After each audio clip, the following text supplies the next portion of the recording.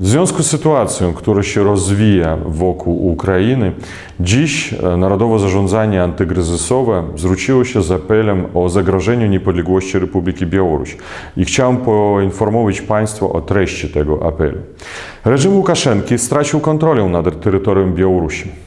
Na naszych oczach dokonuje się proces destrukcji państwa, za który odpowiedzialność spoczywa na dyktatorskim reżimie Łukaszenki. Jego decyzja o rozmieszczeniu wojsk rosyjskich na Białorusi jest nielegalna ze względu na utratę legitymacji od 5 listopada 2020 roku oraz prawa do podejmowania wszelkich decyzji w zakresie polityki wewnętrznej i zagranicznej.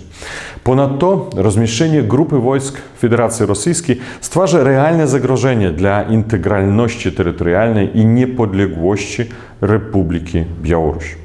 Działania reżimu, które umożliwili zwiększenie obecności rosyjskiego kontyngentu wojskowego w naszym kraju, stworzyli przesłanki do aktu agresji na Ukrainę z terytorium Białorusi.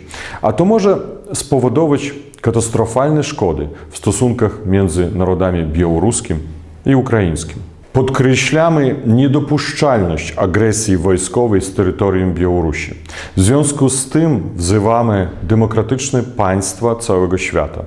Zadeklarujcie nieuznanie Łukaszenki, tak jak zrobili to już Parlament Europejski, Francja i inne państwa świata.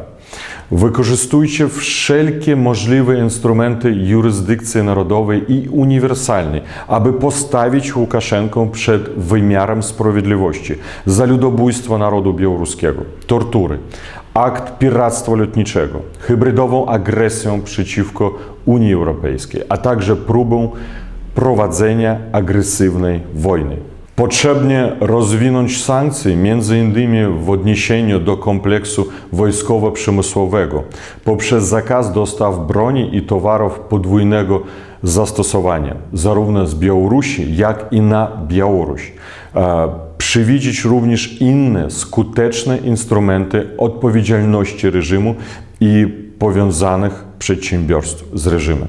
Zwracamy się również z apelem do dowództwa Sił Zbrojnych Republiki Białoruś, do wojskowych białoruskich. Na terytorium naszej ojczyzny, naszego kraju stacjonują nielegalnie oddziały innego państwa.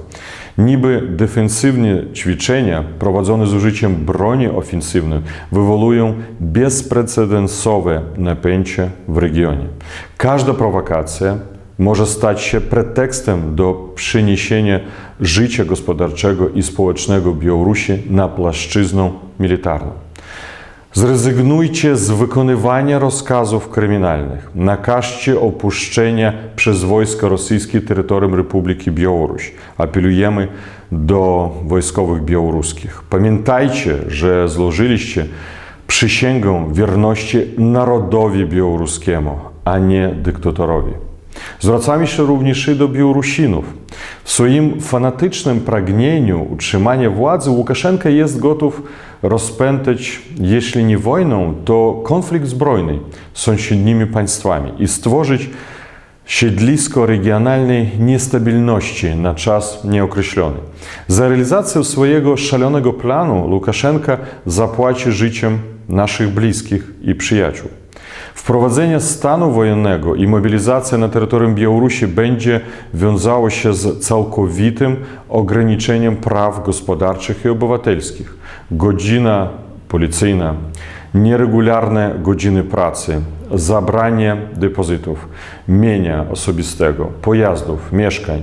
Pojawi się rzekoma legalna możliwość wywłaszczenia przedsiębiorstw i biznesu. Domagamy się od dowództwa Sił Zbrojnych przerwania ćwiczeń i wycofania wojsk z granic z sąsiednimi państwami. Domagamy się, aby nasze dzieci wrócili do domu żywe.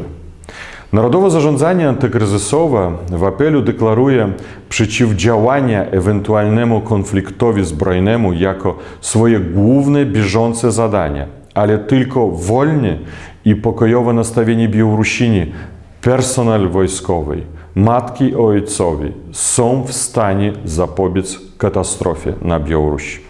My, Białorusini, jesteśmy przeciw wojnie.